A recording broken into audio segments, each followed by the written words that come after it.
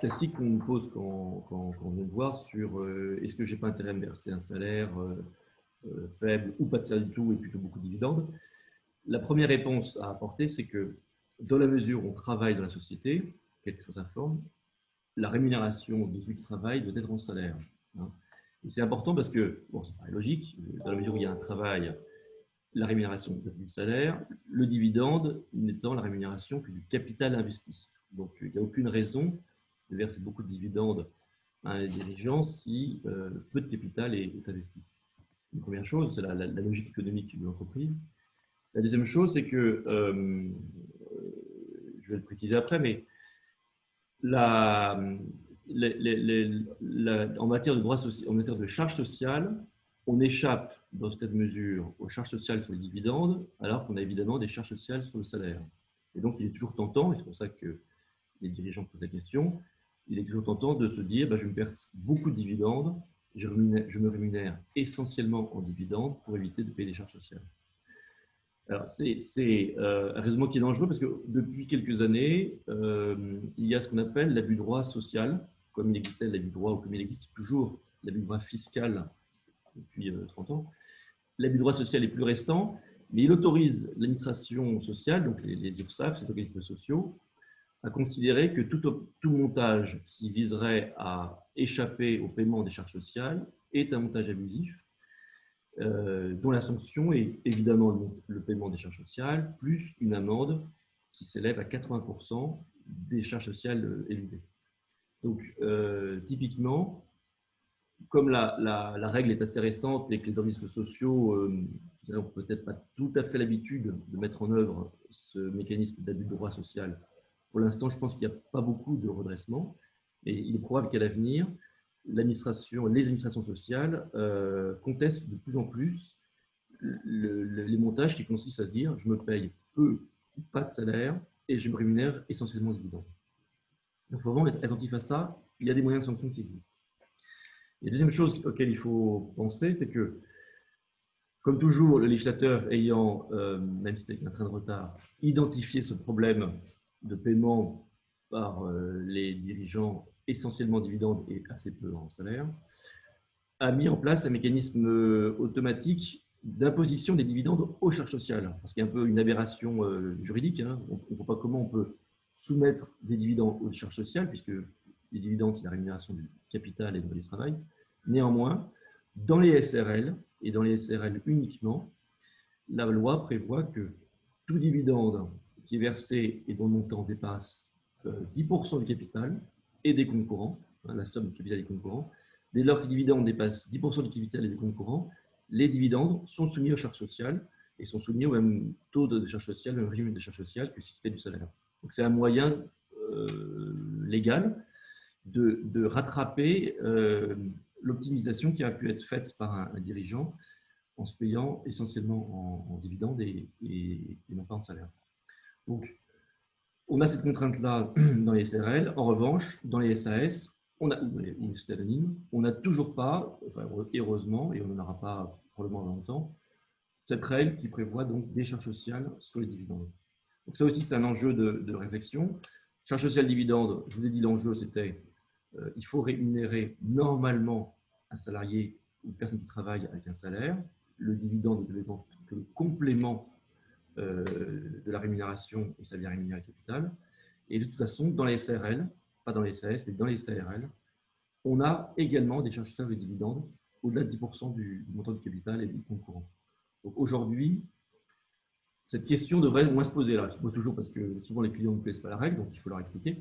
Mais le législateur a fait en sorte de tuer, si vous voulez, cette solution d'optimisation qui, de toute façon, est une solution dangereuse. Dimitri, que tu veux compléter? Non, non, je te rejoins. On pourrait juste rajouter. Oh, non, je sais. Non, non, c'est parfait. Non, ce que je voulais dire, c'était, je suis contre le tout dividende et voilà, je suis contre tout le dividende, toutes les discussions qu'on entend. Moi, mon ami m'a dit qu'il fallait tout faire en dividende. On arrive à prouver que c'est faux, que en cash, on n'arrive pas obligatoirement au meilleur résultat. Deux, il faut faire attention, il ne faut pas que raisonner en cash reçu dans sa poche après imposition, mais il faut également raisonner en avantages sociaux acquis. Et ça, c'est très important. Tout à l'heure, donc là, on est plus dans la pratique, mais dans une société, un indépendant ou un dirigeant peut avoir des bonnes années et des moins bonnes années. Et là, notre rôle de conseil, c'est de leur dire, faites attention, il faut mettre à jour sa prévoyance. Deux, il ne faut pas penser qu'on appelle ça, à l'optimisation nette dans sa poche, mais surtout à l'optimisation nette nette dans sa poche, mais plus droits sociaux acquis. Je pense aux droits sociaux acquis. Ce sont quand quand vous prenez tout en dividende, vous ne cotisez pas à la retraite, excepté, comme vient de le dire François, pour la part des dividendes dans les SARL soumis à cotisation sociale. Mais c'est un point très important. Voilà, moi je me bats contre mes clients à dire non, c'est pas du tout dividende, il ne faut pas faire que du tout dividende. Et voilà. Donc je te rejoins là-dessus. Et Émeric, c'est son rôle de venir compléter, de faire des analyses de situation sociale. Et quand je parle d'analyse de situation sociale à tous, je demande de vérifier les trimestres de retraite sur la CNAV, sur le site de la CNAV pour vérifier, parce que ce n'est pas au moment où on prend sa retraite qu'on vérifiera l'intégralité de ces trimestres. Et ne pas raisonner en dividende et faire attention de bien mettre à jour les prévoyances et de bien suivre les éventuels compléments de rémunération qu'on pourrait avoir avec des contrats retraite ou voilà, des contrats retraite, que ce soit Madelin ou pas Madelin, si on se trouve en SARL ou pas. Oui, merci Dimitri, tu as eu un bon dans mon sens. Euh, je, alors, je voulais juste préciser deux, trois choses. La première, c'est que le point de vue du conseiller patrimonial sur le sujet, c'est ne jamais oublier que il faut se constituer un patrimoine personnel à côté du patrimoine de l'entreprise. Et évidemment, et ça tu viens de l'évoquer, se protéger et anticiper sa retraite. Donc ça, c'est aussi des questions qu'on va aborder lors de la quatrième session, puisque c'est exactement le sujet, c'est comment se protéger, protéger ses proches et préparer sa retraite. Donc ça, on le verra à ce moment-là, pour aller plus loin dans ce que tu viens de dire. Il y a aussi un complément de rémunération qui est lié, mais qui est partagé aussi avec les cadres, c'est l'épargne salariale. Et là, on verra ça à la prochaine session, la semaine prochaine. Mais le point crucial pour moi, c'est quand les clients nous parlent en effet de dividendes ou pas dividendes, ou report systématique, c'est, de mon point de vue en tout cas, attention à se constituer son patrimoine personnel au fur et à mesure de sa carrière et ne pas attendre on va dire la fin et la cession de l'entreprise pour penser à ces choses-là. Oui, d'autant que les sommes qui peuvent être investies par le dirigeant au bénéfice de systèmes de retraite type Madelin, comme ça, ce sont en principe, dans cette mesure, des charges déductibles pour la société. Donc, comme c'est des charges déductibles pour la société, on a deux avantages. Donc, on organise une couverture retraite complémentaire pour le dirigeant et on diminue les bénéfices de la société et donc on diminue l'impôt sur les sociétés qui sera dû par la société. À l'inverse, si on se distribue tout en dividendes ou une grande partie en dividendes, les dividendes ne sont pas déductibles pour la société. Et donc, ça veut dire que le bénéfice de la société reste au maximum et donc on va payer beaucoup d'IS. Donc, si on fait une simulation, je pense que Dimitri l'a faite et on l'a tous faite, entre d'un côté payer un salaire, des charges sociales qui diminuent mon bénéfice et donc mon IS, ou à l'inverse, peu de salaire, peu de charges sociales, mais beaucoup de dividendes, mais j'aurai beaucoup d'IS, on se rend compte que le calcul est pas plus favorable ni dans un sens ni dans l'autre. Sauf que lorsqu'on paye un salaire et des charges sociales complémentaires et des régimes complémentaires, dans ce cas-là, on s'organise une couverture retraite ou une prévoyance ou l'accès à une bonne mutuelle, etc. Donc ça, c'est effectivement le rôle d'Émeric. Si vous avez des questions sur les sujets qu'on a abordés ou si vous voulez qu'on complète certains propos, n'hésitez pas à utiliser le chat pour nous les faire savoir au fur et à mesure. Comme ça, on les traitera soit là, soit à la fin. Si on a fait le tour sur ce sujet, je crois que c'est le cas. Question alors? N'hésitez pas. Hein. Dimitri voudrait se prononcer. Donc, ce que je propose, c'est qu'on passe à la question suivante, du coup. Et on se demandait, au fond, est-ce que dans quel cas on doit se constituer une holding? Quels sont les cas de figure? Quand est-ce qu'on doit se poser la question et pourquoi? Ok. Donc là, on s'éloigne un peu du sujet initial, qui était la rémunération du dirigeant, mais c'est un outil. Et beaucoup de nos clients nous disent qu'est-ce que je dois faire pour structurer et au final, ça a un impact sur la rémunération parce que où est-ce que je me rémunère? La création d'une holding, donc dès qu'il y a création d'une holding, il y aura création d'un petit groupe ou d'un groupe. Ça permet donc groupe de sociétés, donc il y aura la mère et la fille et on espère, je ne suis pas à vendre des holdings pour vendre des holdings et montrer que le client a plusieurs sociétés, donc il faut qu'il y ait vraiment un intérêt. Pour cela, on commence à avoir peut-être quand il y aura deux, trois sociétés, deux sociétés, ça vaut peut-être intérêt de faire une holding ou un projet, par exemple, immobilier. Donc, l'intérêt de la holding, ça permet de simplifier la gestion du groupe, de gérer la société, que ce soit dans un contexte familial quand il y a plusieurs enfants, ou sinon de gérer une société lors de la reprise d'une société, le rachat d'une société. Voilà. Également, on peut utiliser une holding si l'on sait que on a déjà sa société qu'on va vendre prochainement, on peut apporter les titres de cette société à une holding et c'est cette holding qui vendra tout prochainement ou prochainement les parts ou les actions de cette société. Donc ça, c'est ce qu'on appelle l'apport-cession. Les raisons donc de la constitution de cette holding, je viens de les énumérer, c'est soit par investissement, rachat d'une entreprise, et donc pour cela, on va très souvent avoir une société qui achète des parts d'une structure et elle a besoin de le financer, donc elle aura un emprunt en face, et donc ça permet de déduire les intérêts de l'emprunt dans la holding. Et sinon, comme je l'ai dit, utiliser le système de apport-cession qui permet de reporter, le mot report est très important, l'imposition future.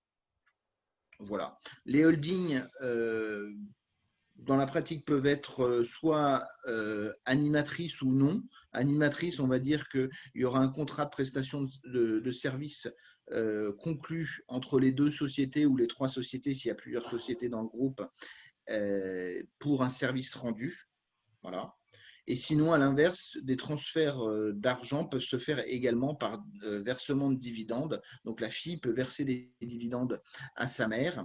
Et là, dans ce cadre-là, on a on a un régime fiscal plutôt simplifié, plutôt avantageux avec le régime mère-fille, car les dividendes qui sont donc du résultat qui a déjà subi de l'impôt sur les sociétés remonte ce produit et ce produit ne sera pas doublement taxé parce qu'il a déjà été taxé, donc il sera taxé uniquement à hauteur de 5%, 5%, donc 5% du montant du dividende fois le taux d'IS. Voilà. Je ne sais pas si vous avez des questions, s'il faut compléter là-dessus. François, tu veux ajouter quelque chose? Non, non, c'est très clair. Pour compléter ou pour bien préciser, et je pense que Dimitri est d'accord avec moi, c'est que l'intérêt d'avoir une société holding, c'est lorsqu'on a le souhait d'avoir une société centralisatrice qui va à la fois centraliser les flux qui vont devoir circuler dans le groupe, parce qu'on a besoin de faire circuler des flux d'une société à l'autre pour financer une activité d'une société grâce aux excédents de trésorerie d'une autre. Donc, ça intéresse, c'est une société qui va faire circuler les flux. Et l'autre intérêt, c'est une société qui va être centralisatrice dans la gestion du groupe, en mettant en général les managers, les dirigeants dans cette société holding et qui vont effectivement animer, gérer les autres sociétés du groupe. Si on n'est pas, à mon avis, dans ces deux cas de figure, c'est-à-dire que si on n'a pas besoin d'avoir une société qui centralise la gestion ou si on n'a pas besoin de faire circuler des flux parce que finalement on n'a qu'une seule activité ou qu'une seule société, une seule activité qui se déploie, la société holding n'est pas indispensable et il n'y a jamais d'urgence à créer une société holding et il n'est jamais trop tard pour le faire. On peut très bien imaginer de créer une société holding la veille du jour où on va céder la société opérationnelle. Pas idéal, mais au final, on le fait assez souvent et il n'y a pas de contraintes fiscales ou d'enjeux fiscaux, de risque fiscal. Et ça ne sert à rien de l'installer trop vite, trop tôt, parce que finalement, c'est quand même une société à gérer, des comptes à déposer, du juridique, et donc des coûts qui sont liés à ça. Donc il faut vraiment avoir cet intérêt-là. C'est un régime fiscal très favorable qui est assez harmonisé en Europe. Une holding, ça se fait en France. On en reparlera plus après, mais il n'y a pas de nécessité forcément de la faire à l'étranger. Et cette société holding, elle doit avoir un intérêt que si on veut centraliser les coûts ou faire circuler la trésorerie et les flux dans le groupe. Ok. Moi, j'ajoute juste un petit point qui concerne le cabinet, ce qu'on peut proposer aussi comme accompagnement sur la partie de la cession via la holding et le remploi des capitaux et les règles qui sont liées à ce remploi, notamment dans une activité commerciale pour que le report d'imposition dont parlait Dimitri fonctionne. On a des solutions qui sont plusieurs types. On peut réinvestir dans des fonds qui eux-mêmes investissent dans des PME ou dans d'autres types d'activités. On peut proposer aussi ça même dans des domaines assez différents qui sont l'agriculture ou la viticulture. Donc, ou alors trouver d'ailleurs des partenaires qui peuvent nous proposer de réinvestir dans des sociétés en direct. Donc, n'hésitez pas dans ces cas-là à nous contacter pour ces cas de figure.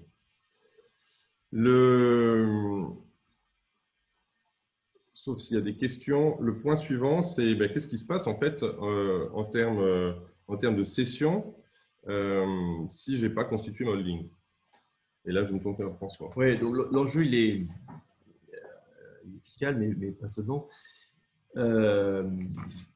La question qui se pose, c'est on a un cas pratique très, très courant, on a un dirigeant qui est donc actionnaire d'une société, il souhaite céder sa société. À l'occasion de la cession de cette société, il va payer de l'impôt. Aujourd'hui, il y a deux régimes qui existent. Le premier, ce qu'on appelle la flat tax, le PFU. Il paiera 30% en tout et pour tout d'impôts, de prélèvements sociaux, CSG, CRD, etc. Le total, c'est 30% d'impôts sur la plus-value. Donc, il vend 100, il récupérera 70 dans sa poche. Et avec 70, il pourra vivre sa vie et vivre une deuxième vie. Parfois, néanmoins, il arrive que le dirigeant, une fois qu'il a vendu sa société, ait le souhait de se relancer dans une nouvelle activité. Et donc, dans notre cas, il peut réinvestir ses 70% ou une partie des 70% dans une nouvelle activité. C'est ce qui arrive souvent. Mais là où on peut peut-être améliorer encore, surtout la disponibilité de l'argent dont il pourra avoir besoin pour créer ou pour développer cette nouvelle activité, c'est là où on a parfois intérêt donc, à lui dire apportez vos actions de la société opérationnelle actuelle que vous envisagez de céder, apportez-la à une société holding. Et vous allez vous retrouver donc actionnaire de la société holding. Et c'est la société holding qui va vendre la société opérationnelle. Hein, c'est pas vous, mais c'est la société holding qui va vendre la société opérationnelle. Et dans ce cas-là, la fiscalité, au lieu de passer à 30%, elle descend, comme le disait Dimitri, à un IS sur une assiette de 5%. Donc en réalité, elle descend à 1,7%, à 67 précisément. Donc au lieu d'avoir 30% d'impôt, on a 1,67% d'impôt. Ce qui veut dire qu'il reste en disponibilité pour cette nouvelle activité dans le holding, plus de 98% de cash. Donc l'enjeu du holding, il est là aussi, c'est que j'ai un âge où j'ai le souhait, une fois que j'ai vendu la première société, de développer une nouvelle activité. On a intérêt à créer un holding parce que j'aurai plus d'argent disponible pour pouvoir créer cette nouvelle activité. Et évidemment, je ne suis pas obligé de mettre 100% de mes actions de ma première activité dans le holding. Je peux en garder, c'est ce qu'on conseille souvent, de dire, gardez une partie de vos actions dans votre poche. Cette partie que vous vendrez, vous paierez 70% d'impôts, vous paierez 30% d'impôts, il vous en restera 70% pour vous acheter votre maison, votre bateau, votre cheval de course, vivre la vie que vous souhaitez. Et une partie, vous le mettez dans un holding qui va vendre les actions, qui va payer moins de 2% d'impôts, et avec les 98% qui restent, développer une nouvelle activité ou investir dans une nouvelle société. Donc c'est ça aussi l'intérêt et l'enjeu du holding, c'est d'avoir peu d'impôts pour pouvoir réinvestir. Est-ce que tu peux juste nous dire quelques mots, puisqu'on a parlé du report, en nous précisant comment ça se passe, quel est le fonctionnement du report? L'enjeu, ça rejoint ce que tu disais tout à l'heure, c'est que lorsque donc, je suis dans une situation de vouloir vendre ma société et de vouloir développer une future activité ou de vouloir acquérir une nouvelle entreprise, une nouvelle société, comme je l'ai dit, on crée un holding, on apporte les actions de sa société actuelle au holding et c'est le holding qui va céder les titres. Ce régime d'apport, suivi d'une cession, est possible, est encadré et exige que la fiscalité ne soit pas effacée, mais la fiscalité soit mise en report, ce que disait Dimitri. Donc on a bien un report d'imposition, donc on a une fiscalité ultérieure, pas immédiate, mais ultérieure. En général, en fiscalité, il n'y a jamais d'annulation totale, il y a toujours un différé d'imposition. Donc là, on a un report d'imposition. On fige le montant de la plus-value. On fige le montant de la plus-value et on est imposé plus tard. Et le taux, on le fige ou le taux, ça sera le taux ultérieur? C'est le taux ultérieur. Ça sera le taux ultérieur. Donc, on fige le montant de la plus-value qui sera taxé au taux du jour où on cédera les titres du holding. À l'inverse du sursis. À l'inverse du sursis, qui est une situation. Et donc, dans notre cas, qui est la situation où on apporte les titres du site opérationnel à un holding, la fraction qui doit être réinvestie dans une nouvelle société opérationnelle doit représenter au moins 60% du produit de cession. Donc, on a 60% qui doit être réinvesti et 60% il peut être réinvesti dans une nouvelle société opérationnelle ou, comme le disait Émeric, dans des produits financiers, des fonds d'investissement qui sont des fonds qui investissent eux-mêmes dans des sociétés opérationnelles. Donc, il y a une petite ingénierie à avoir entre la fraction des actions qu'on conserve, les fractions qu'on apporte à un holding, l'arbitrage entre ce qu'on met dans un nouveau projet ou dans ce qu'on peut mettre dans un fonds d'investissement. Tout ça, ça s'organise et ça se calibre. Et en tout cas, on a une grande souplesse dans l'organisation de cette future cession et ce futur réinvestissement. Très bien, je crois qu'on a fait le tour du sujet. Si vous avez des questions, n'hésitez pas à nous les écrire.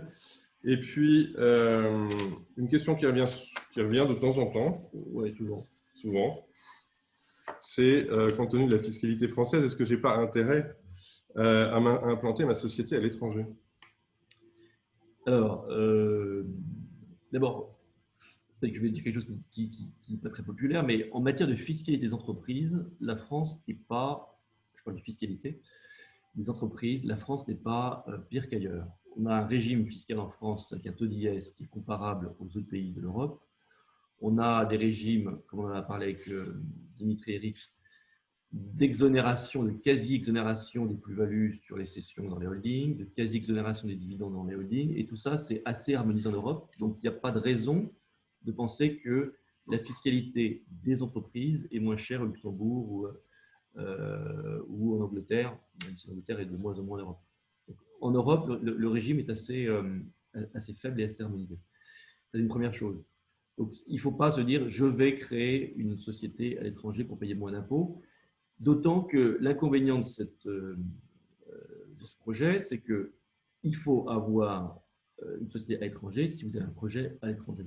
Si vous n'avez pas de projet à l'étranger, c'est en réalité l'activité de la société, ou si votre activité à vous, tout ça se réalise en France, la fiscalité restera française. Une société qui est au Luxembourg, mais qui développe une activité en France, paiera de l'impôt en France, et Pôle emploi au Luxembourg. Mais en tout cas, elle paiera de l'impôt en France si l'activité est déployée en France. Et de la même façon, si vous êtes actionnaire ou salarié d'une société au Luxembourg ou en Belgique, je ne sais où, dans la mesure où vous êtes résident français et que vous déployez votre activité salariée en France, vous paierez de l'impôt en France. Donc, il n'y a pas d'optimisation à avoir une société à l'étranger si ça se passe en France. Donc, à la fois dans le domaine de la fiscalité de la société elle-même et dans le domaine de la fiscalité des particuliers. Voilà. L'intérêt d'avoir une société à l'étranger, c'est si vous avez un développement de l'activité à l'étranger, si vous envisagez à terme de quitter la France pour partir à l'étranger, sachant qu'il y a des mesures anti-abus qu'on appelle l'exit tax, qui est un peu compliqué peut-être à développer ici, mais qui fait en sorte néanmoins qu'il y ait une fraction de l'imposition qui reste en France. Mais si vous envisagez à un moment donné de quitter la France pour partir à l'étranger, ça va un intérêt. Si vous envisagez d'avoir un groupe qui va se développer en Europe ou ailleurs, ça peut avoir un intérêt de créer un holding qui est à l'étranger parce que c'est peut-être plus central, plus pratique d'avoir un holding à l'étranger avec des filiales dans différents pays européens. Voilà, il faut qu'il y ait un vrai projet économique. Mais la fiscalité n'est pas, en première approche, n'est pas une solution qui permet de payer moins d'impôts si vous avez une société étrangère. Et surtout, le risque, c'est que ça vous crée une tirelire à l'étranger, une machine, enfin une société avec beaucoup d'argent qui sera compliquée à rapatrier. Et si vous le rapatriez de cet argent, il sera de toute façon imposable en France. Donc, ce n'est pas une fin en soi d'avoir une société étrangère.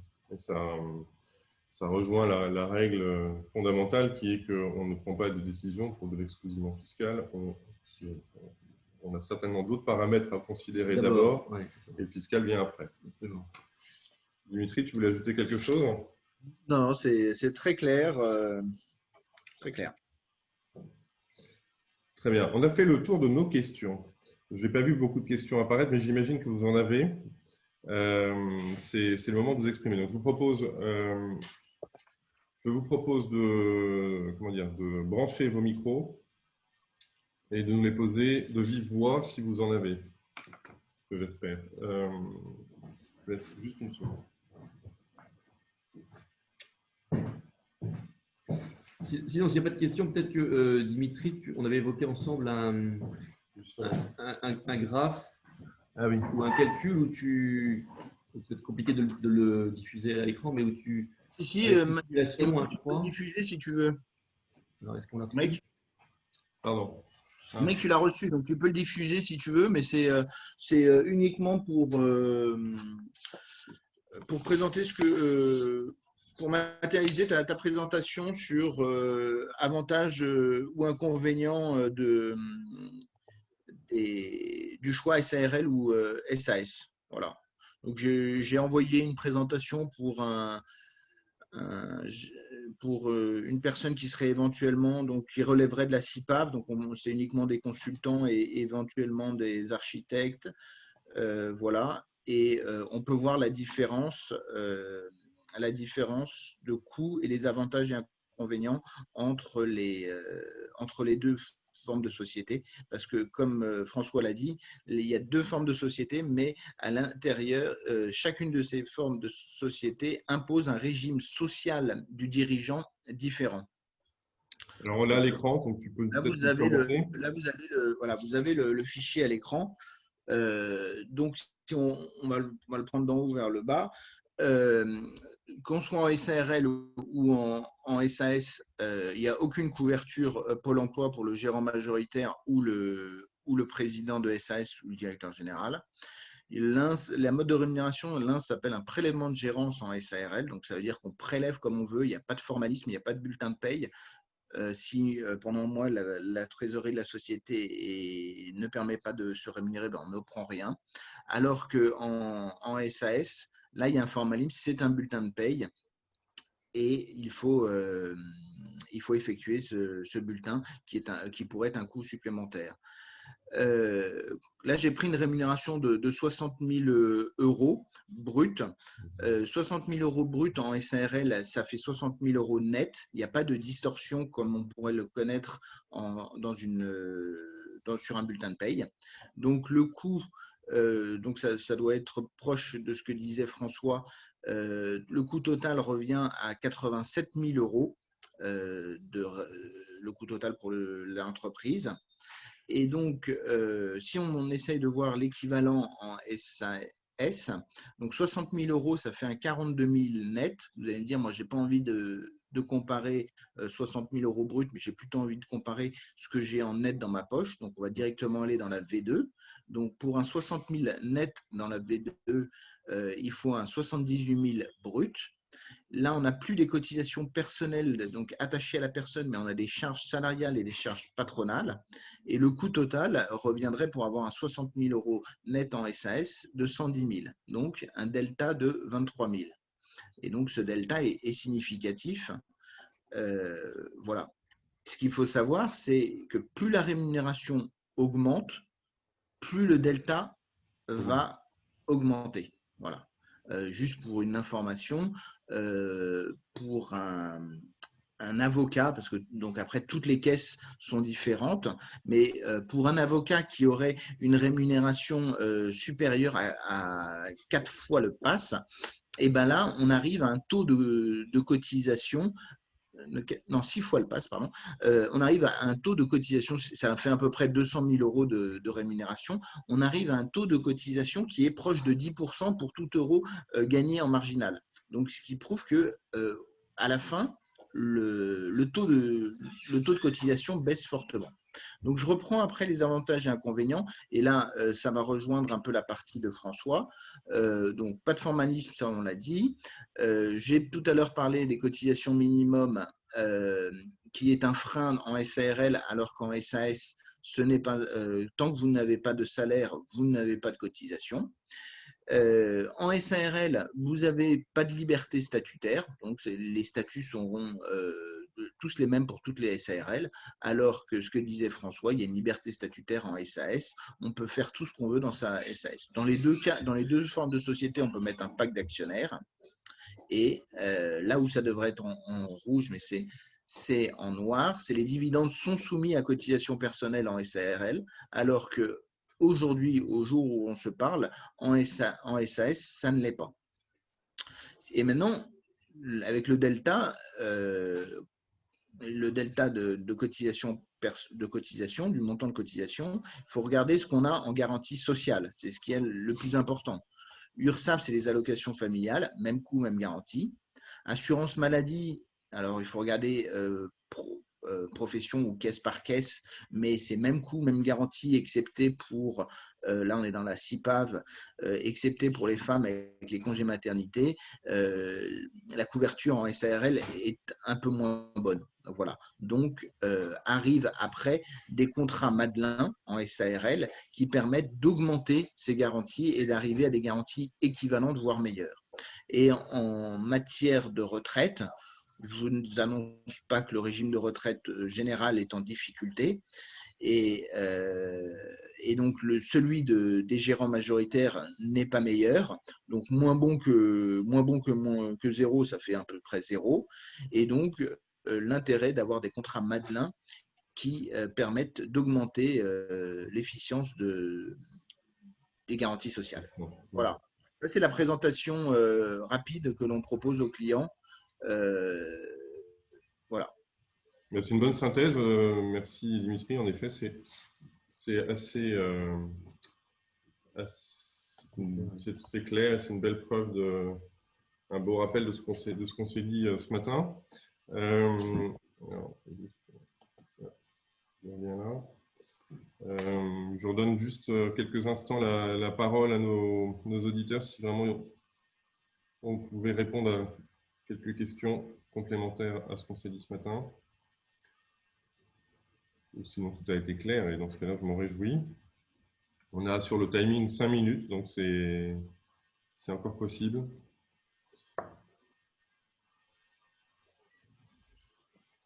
Les questions sont toujours difficiles, je regardais juste s'il y en avait. Dimitri, tu avais un sujet pour le statut en fin de carrière. Le choix du statut en fin de carrière. Ah, si. Non, mais c'est quelque chose qu'on ne connaît pas. Et alors là, ça sera plus pour les personnes donc, en fin de carrière qui ont terminé et qui veulent reprendre peut-être un peu une activité de conseil. Voilà, une activité de conseil. Et il y a une spécificité qu'on connaît moins, et c'est la SAS. Normalement, la SAS est obligatoirement à l'IS, ou du moins elle est très souvent à l'IS, et on peut la mettre à l'IR. Donc, ce qui veut dire qu'on aurait un régime proche du régime d'indépendant qui permettrait d'être imposé directement sur son principe, sur sa rémunération, sur son activité. Pardon, c'était pas très clair, mais voilà. Ok.